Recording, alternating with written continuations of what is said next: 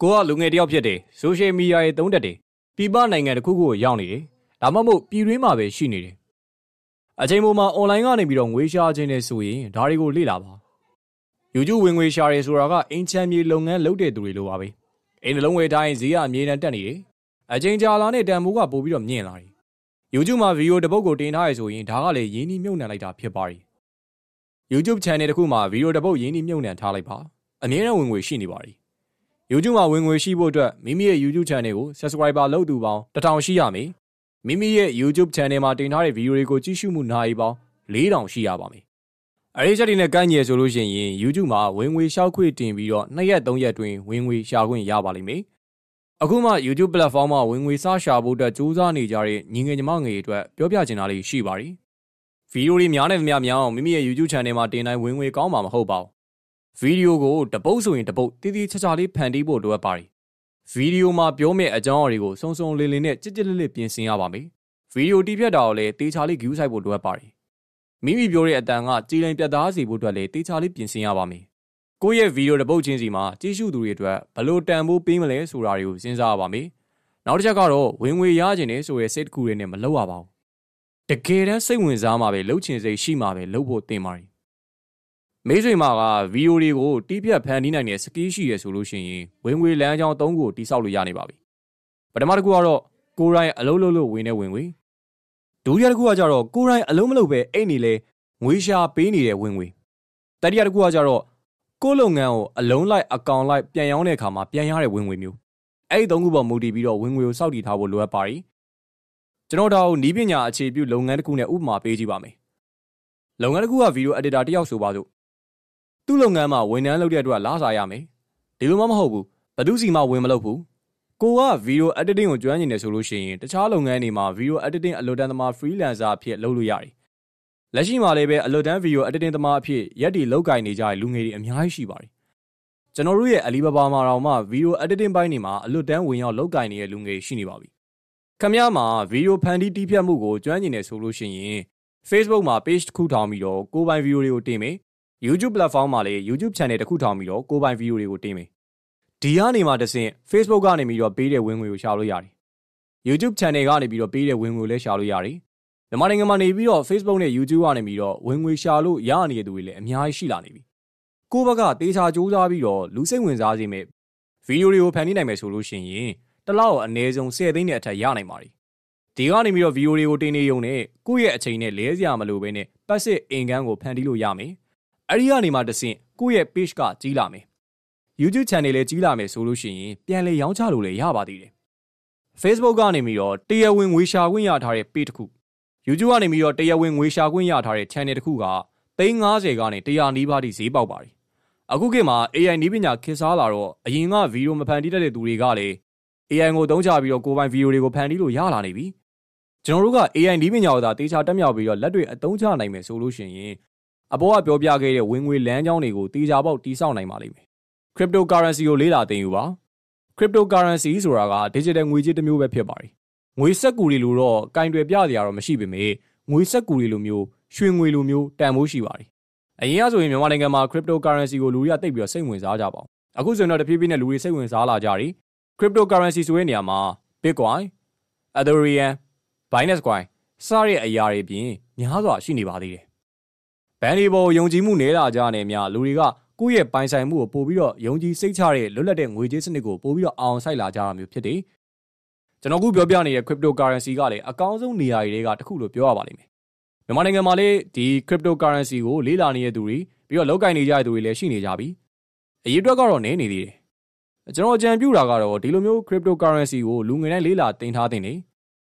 Referral ရှာတဲ့နည်းလမ်းတွေ scan နည်းတွေနဲ့ဖြတ်လန်းကမလိုက်ဘဲနဲ့သင်တဲ့တစ်ခုခုတက်ပြီးတော့ဆရာနဲ့စနစ်တကျသင်ယူသင့်တယ်လို့အကြံပြုပါတယ်စာဖတ်ပြပြီးတော့ပတ်စံရှာခြင်းကိုဖတ်တဲ့စာအုပ်ကိုအနှစ်ချုပ်ထုတ်ထားမယ်အဲ့ဒီအနှစ်ချုပ်လေးတွေကိုရှင်းပြဖတ်ပြတဲ့ဗီဒီယိုတွေကိုဖန်တီးပြီးတော့ YouTube ကနေပြီးတော့ဝင်ငွေရှာလို့ရပါသေးတယ်ဒါပဲလား No ကိုအနှစ်ချုပ်ထုတ်ထားတဲ့စာအုပ်ဥပမာစီးပွားရေးအကြံပေးအောင်မြင်မှုအကြံပေးဒါတွေကို e-book ဖြစ်ထုတ်ပြီးတော့ရောင်းလို့ရပါသေးတယ်လက်ရှိမှာလည်းပဲလုံနေကြတဲ့သူတွေရှိပါတယ်အနှစ်ချုပ်လေးတွေကို e-book အနေနဲ့ထုတ်လုပ်ပြီးတော့ရောင်းချနေရပါနောက်တစ်ခုအနေနဲ့ကကြတော့စာအုပ် review ဗီဒီယိုတွေ content တွေကိုဖန်တီးလို့ရတယ်အဲ့ဒီပြင်မှာစာအုပ်တွေကိုညွှန်းပေးတဲ့ဗီဒီယိုတွေ ဘလော့တွေလည်းလုပ်တင်ပါတယ်အဲ့လိုလုပ်ချင်းအပြင် YouTube ကနေပြီးတော့ဝင်ငွေအပြင်စာအုပ်တိုက်တွေကနေပြီးတော့လေသူတို့ထုတ်တဲ့စာအုပ်တွေကိုညှို့ပေးဖို့အတွက်အခချင်းငွေပေးလာတာမျိုးတွေပါရှိလာနိုင်ပါတယ်နောက်တစ်ခု online service business လုပ်ပါဒီ OSB လို့ခေါ်တဲ့ online service business လုပ်ဖို့အတွက်ကတော့ငွေကြေးအများကြီးရှိစရာမလိုပါဘူးလိုအပ်တာကတော့ scale ပဲဖြစ်ပါတယ်ဥပမာအနေနဲ့ကျွန်တော်ပြောပြမယ်ဒီအခုခေတ်စီးပွားရေးလုပ်ငန်းအများစုကသူတို့ရဲ့လုပ်ငန်းကို social media မှာလူတွေပိုသိဖို့အတွက်ကြိုးစားလာကြတယ်အဲ့တော့ graphic designer တွေ content writer တွေ video creator တွေကိုလိုအပ်လာကြတယ်ခင်ဗျားအနေနဲ့ graphic design ကိုကျွမ်းကျင်နေဆိုပါစို့ခင်ဗျားတကယ်အနေက content ရေးတာကျွမ်းကျင်နေသူကိုရှာပြီးရင်တော့ online business အနေနဲ့ graphic ပါဝင် content service ပေးတဲ့လုပ်ငန်းတစ်ခုကိုတည်ထောင်လို့ရပြီအရင်က Facebook မှာပစ္စည်းတစ်ခုရောင်းကြရဆိုလို့ရှိရင် page ဖွင့်မယ်ပစ္စည်းအယောင် post တွေတင်မယ်ပြီးရင် boost မယ်ဒါကလုံနေကြနီလန်မျိုးပဲဖြစ်ပါတယ်အရန်ရိုးရှင်းတယ်ဗျာအခုကျတော့ပြောင်းလဲသွားပြီကိုယ့်ဘက်ကတန်ဖိုးတစ်ခုခုမပေးဘဲနဲ့မရတော့ဘူး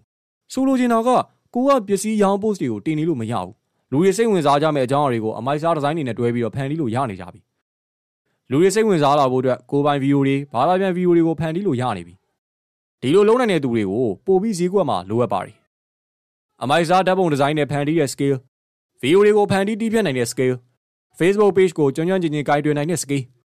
အမိုက်စားကြော်ညာလာရေးသားနည်းတွေဒါတွေတက်မြောက်ထားရဆိုရင်တော့ခမရတော့ကတော့ဝင်ငွေလမ်းကြောင်းတစ်ခုကတေချာပေါက်ရနေပါပြီ page တစ်ခုကိုတစ်လ3 သိန်း2 သိန်းနဲ့အမိုက်စားဒီဇိုင်းတွေဗီဒီယိုတွေကိုဖန်တီးပေးမယ် Facebook page ကိုအစားဆုံးဖန်တီးကင်တွယ်ပေးရမယ်ဆိုရင် page 5 ခုကိုကင်ထားရင်တစ်လောက်10 သိန်းလောက်ရနေပြီ2025တော့မှရောက်နေဒီစကားတွေကိုမယုံနဲ့တော့လုံးရှာရှိရတေချာလို့ကိုလုပ်တဲ့အလုပ်ကိုတေချာစူးစမ်းလို့အောင်မြင်လိမ့်မယ်ဘာမှအသက်ဆန်းတွေကိုလေးလာတင်ယူနေကြမလို့တော့ဘူးဆိုတဲ့စကားပဲဖြစ်ပါတယ်2025မှာဆိုရင် AI ပညာကိုသာမတက်ထားကြည့်ပါလားတေချာပေါက်ခမရသူများနောက်ကောက်မှာကြာကြံခဲ့လိမ့်မယ်ဘာလို့လဲဆိုတော့ဒီလုပ်ငန်းရှင်တွေအနေနဲ့အထူးသဖြင့် online shop လိုမျိုး online စီးပွားရေးလုပ်သူတွေအနေနဲ့ကိုယ့်ရဲ့လုပ်ငန်းကိုကြော်ညာဖို့အတွက်ဗီဒီယိုတွေကို AI သုံးပြီးတော့ဖန်တီးလို့ရနေပြီကုန်ကြစေအရန်တက်တာသွားသလိုအချင်းကုန်တာလည်းအရန်အောင်မှတက်တာတွေဗီဒီယိုတွေဖန်တီးဖို့အတွက်ကြော်ညာတွေဖန်တီးဖို့အတွက်လာစဉ်30ကြီးတောင်မှကုန်ကြတယ်ဒါကြောင့်မလို့လာစဉ်30ကြီးပြီးတော့ကုန်ကြစေချွေထားပြီးသားဖြစ်လိမ့်မယ်ဆိုလိုတာက30ကြီးဝင်ငွေရလိုက်တာပဲဖြစ်ပါတယ်အရင်ကဆိုရင်ဗီဒီယိုတွေဖန်တီးတတ်ဖို့အတွက်အချိန်တွေအများကြီးပေးရတယ်ဓာတ်ပုံဒီဇိုင်းတွေဖန်တီးတတ်ဖို့အတွက်အချိန်တွေအများကြီးပေးရတယ်အခုကတော့ AI ပေါ်လာတော့ဒါတွေကိုခမရဖုန်းတွေနဲ့လုပ်လို့ရနေပါပြီဘာစိတ်ပူစရာလိုသေးလို့လဲဗီဒီယိုတွေကိုဖန်တီးမယ်ဆိုလို့ရှိရင်လေကိုဖန်တီးရဲ့အကြောင်းအရာပြောချင်တဲ့စာသားတွေကို AI ရဲ့အကူအညီနဲ့လုပ်ရုံပဲဖြစ်ပါတယ်ဗမာစကားပြောဗီဒီယိုတွေကိုဖန်တီးပြီးတော့ YouTube ကနေပတ်စံရှာမလားအင်္ဂလိပ်စကားပြောဗီဒီယိုတွေကိုဖန်တီးပြီးတော့နိုင်ငံတကာထိထိုးပေါက်မလားဗီဒီယိုထဲမှာပြောမယ့်အင်္ဂလိပ်စကားက AI ကရေးသားပေးထားပဲဖြစ်ပါတယ်ဒါကြောင့်မလို့ကျွန်တော်တို့ AI ကိုတေချာလေ့လာဖို့လိုအပ်ပါတယ်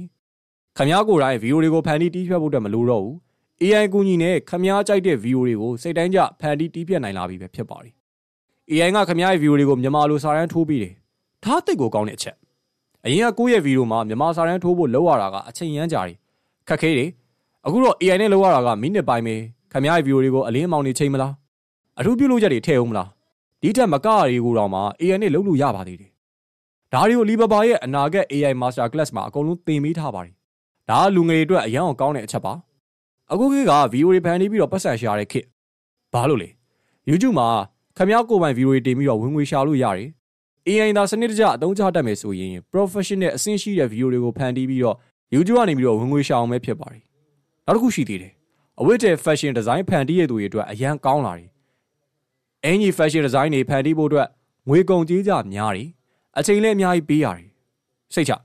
အခုဆိုလို့ရှိရင်ကိုယ်ပိုင် fashion design တွေကို AI နဲ့ဖန်တီးပြီးတော့ online ကနေရောင်းချနေလို့ရပြီဘယ်လိုလုပ်ရမလဲဆိုတာတွေကို Alibaba ရဲ့အနာဂတ် AI Master Class မှာအကုန်လုံးသင်ပေးထားပါတယ်ခင်ဗျား logo design မဆွဲတတ်ဘူးဆိုရင်လည်းစိတ်မပူနဲ့ AI နဲ့ဆိုရင်လွယ်လွယ်လေးဖန်တီးလို့ရလာပြီ AI ကိုမသိတဲ့အကြောင်းအရာတွေကိုအကုန်လုံးမေးလို့ရနေပြီ AI ရဲ့ tools တွေကခင်ဗျားပေးလိုက်တဲ့ keyword တွေ design တွေအယောင်တွေနဲ့ကိုက်ညီတဲ့ logo တွေကိုချက်ချင်းထုတ်ပေးနိုင်တယ်စိတ်တိုင်းကျပြင်ဆင်လို့လည်းရတယ်အမိုက်စား logo design တွေကို AI ရဲ့အကူအညီနဲ့အချိန်တိုတွင်းမှာဖန်တီးနိုင်နေပြီဒါလည်းခင်ဗျားတို့ဝင်ငွေလမ်းကြောင်းတစ်ခုပဲဖြစ်ပါတယ်ကိုဖန်တီးထားတဲ့ logo တွေကိုဈေးနှုန်းချူချူတတနဲ့တခြားသူတွေကိုဖန်တီးရောင်းချပေးလို့ရတယ်ဒါတွေကို Alibaba မှာအကုန်လုံးတင်လို့ရပါပြီဒီနေ့ခေတ်မှာ AI မသုံးတတ်ဘူးဆိုရင်လူရမဝင်တော့ဘူးလို့တော့မှပြောလို့ရနေပြီဗျ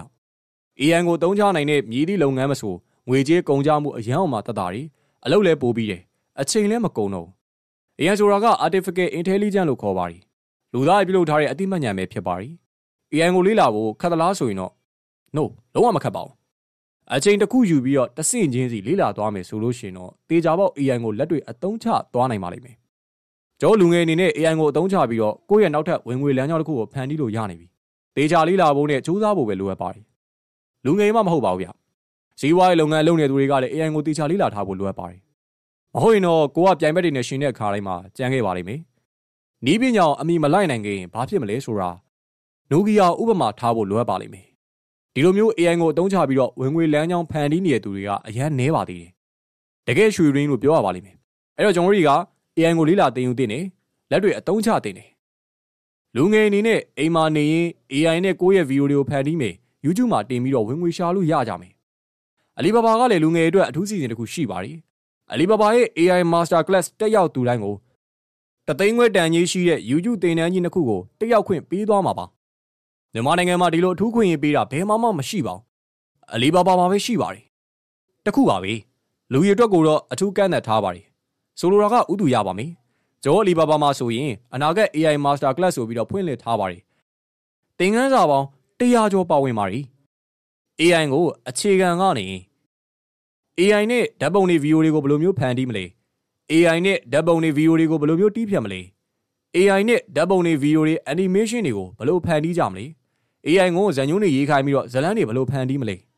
AI နဲ့ဓာတ်ပုံကြော်ညာဒီဇိုင်းတွေကိုဘယ်လိုဖန်တီးကြမလဲ AI ကိုမိမိလုပ်ငန်းအတွက်ဘယ်လိုအသုံးချမလဲဘယ်လို tools တွေကိုအသုံးပြုမလဲ AI ကိုအသုံးပြုပြီးတော့ဗီဒီယိုတွေဖန်တီးမယ်အဲ့ဒီဗီဒီယိုတွေကို YouTube မှာတင်ပြီးတော့ဝင်ငွေဘယ်လိုရှာကြမလဲမြန်မာနိုင်ငံမှာတက်ရောက်မှုအများဆုံးအလီဘာဘာရဲ့ YouTube ကနေဝင်ငွေရှာနည်းသင်တန်းကိုလည်းအထူးခွင့်အနေနဲ့တက်ရောက်ခွင့်ပေးသွားမှာဖြစ်ပါတယ်ဒီလိုသင်ခန်းစာတွေပြင်ဘယ်သူမှသင်မပေးတဲ့ AI ပညာရပ်တွေ tools တွေကိုအနာဂတ် AI Master Class မှာသင်ကြားပေးနေတာဖြစ်ပါတယ်ဘယ်သူတွေတက်တင်လဲအိမ်မှာနေရင်ကြောင်းတက်ရင်အလုပ်လုပ်ရင်းနဲ့ AI ကိုအသုံးချပြီးတော့ကိုယ်ပိုင်ဗီဒီယိုတွေဓာတ်ပုံဒီဇိုင်းတွေကိုဖန်တီးပြီးတော့ online ကနေကိုယ်ပိုင်ဝင်ငွေရှာခြင်းတဲ့လူငယ်တွေ online shop လုပ်နေတဲ့သူတွေ online မှာစီးပွားရေးလုပ်ငန်းလုပ်နေတဲ့သူတွေ Facebook နဲ့ YouTube မှာဗီဒီယိုတွေကိုဖန်တီးပြီးတော့ဝင်ငွေရှာခြင်းတဲ့လူငယ်တွေအနာဂတ် AI Master Class ကိုဘယ်လိုတက်ရောက်ရမလဲသင်တန်းသားအနေနဲ့ AI Master Class သင်ခန်းစာဗီဒီယိုတွေကို Facebook Secret Group နဲ့ Telegram မှာလာရောက်လေ့လာသင်ယူရမှာဖြစ်ပါတယ် Facebook Secret Group နဲ့ Telegram Group တွေမှာစာတွေ့ရောလက်တွေ့ရောတဆင်ချင်းစီလိုက်သင်ကြားပြသပေးထားဖြစ်ပါတယ်မြန်မာစကားပြောနဲ့စနစ်တကျရှင်းရှင်းလင်းလင်းသင်ကြားပြသပေးထားဖြစ်တော့နားမလည်မှလည်းစိတ်ပူစရာမလိုပါဘူးခင်ဗျားဘက်ကစူးစမ်းလေ့လာဖို့နဲ့လက်တွေ့လိုက်လုပ်ဖို့ပဲလိုအပ်ပါလိမ့်မယ်သင်ခန်းစာတွေအားလုံးကစနစ်တကျတင်ပေးထားတာဖြစ်တာမလို့မိမိအားတဲ့အချိန်မှလေ့လာလို့ရပါတယ်။ online သင်တန်းဖြစ်တဲ့အတွက်နေရာမရွေးအချိန်မရွေးလေ့လာလို့ရပါတယ်။သင်ခန်းစာတွေကိုလေ့လာပြီးနားမလည်တာမရှင်းတာရှိရင်လည်းသင်တန်းကဆရာကိုအားမနာတန်ကြိုက်တဲ့အချိန်မေးလို့ရပါတယ်။တာဝန်ယူသင်ကြားပေးထားတာကတော့အလီဘာဘာရဲ့မိတ်ဖက် Barmis AI ပဲဖြစ်ပါတယ်။ AI ကိုအသုံးချပြီး6လအတွင်းလက်တွေ့ဝင်ငွေရတဲ့အထိအသုံးချလာနိုင်တဲ့အထိလက်တွေ့သင်ကြားပြသပေးသွားမှာဖြစ်ပါတယ်။သင်တန်းပြီးဆုံးချိန်မှာလည်းအလီဘာဘာနဲ့အတူတူတွဲဖက်ပြီးတော့ဝင်ငွေရှာနိုင်တဲ့ program တွေမှာပူးပေါင်းပါဝင်ခွင့်ပြုသွားမှာဖြစ်ပါတယ်။သင်ခန်းစာတွေကိုဖုန်းဒါမှမဟုတ် laptop နဲ့မိမိအဆင်ပြေတာနဲ့လေ့လာသင်ယူနိုင်မှာလည်းဖြစ်ပါတယ်။သင်တန်းသားဥယျာဉ်ကိုအထူးကန့်သတ်ထားပါတယ်။သင်တန်းကြီးက3,300ကျပ်ဖြစ်ပါတယ်။ပထမဆုံး AI Master Class ကိုတက်ရောက်သူ9ဦးအတွက်တော့9,900ကျပ်နဲ့အထူးအခွင့်အရေးရမှာဖြစ်ပါတယ်။တစ်ခါပဲရမယ့်အထူးအခွင့်အရေးဖြစ်ပါတယ်။ပထမဆုံးတက်ရောက်တဲ့9ဦးကိုတသိန်းခွဲတန်ကြီးရှိတဲ့ YouTube ကနေဝင်ငွေရှာနည်းသင်တန်းကြီးကိုလည်းအခမဲ့တက်ရောက်ခွင့်ပေးသွားမှာဖြစ်ပါတယ်။ပထမဆုံး9ဦးအတွက်သာဖြစ်ပါတယ်။လူကြိုက်များတဲ့ promotion ဖြစ်တာမလို့လူပြည့်တာလည်းအယမ်းမြန်ပါတယ်။ AI နည်းပညာကိုရော YouTube ကနေပြီးတော့ဝင်ငွေရှာတဲ့ပညာရပ်တွေကိုပါလေ့လာသင်ယူခွင့်ရမှာဖြစ်ပါတယ်။အထူးခွင့်ဖြစ်တာမလို့ဥသူရပါမယ်။နောက်ထပ်ထပ်လောင်းပြီးတော့ပြောကြားချင်တာကတော့လေ့လာသင်ကြားမယ့်သင်ခန်းစာတွေကလက်တွေ့လေ့ကျင့်မှုများများလိုအပ်တာမလို့အမေရိကန်စူးစမ်းလိုစိတ်ရှိမှပဲတက်ရောက်ဖို့တိုက်တွန်းလိုပါတယ်။ထပ်ခါလေ့ကျင့်မှုလိုပါမယ်။အလီဘာဘာရဲ့အနာဂတ် AI Master Class ကိုတက်ရောက်ဖို့အတွက်အလီဘာဘာရဲ့ချက်ပေါက်မှာ AI လို့သာပို့ပေးလိုက်ပါ။ AI ကိုအလီဘာဘာနဲ့အတူတူသင်ယူပါ။ AI ကိုအသုံးချပြီးတော့ဝင်ငွေလမ်းကြောင်းတွေကိုဖန်တီးပါ။ AI ကိုအသုံးချပြီးတော့ digital ပိုင်ဆိုင်မှုတွေကိုတည်ဆောက်ပါ။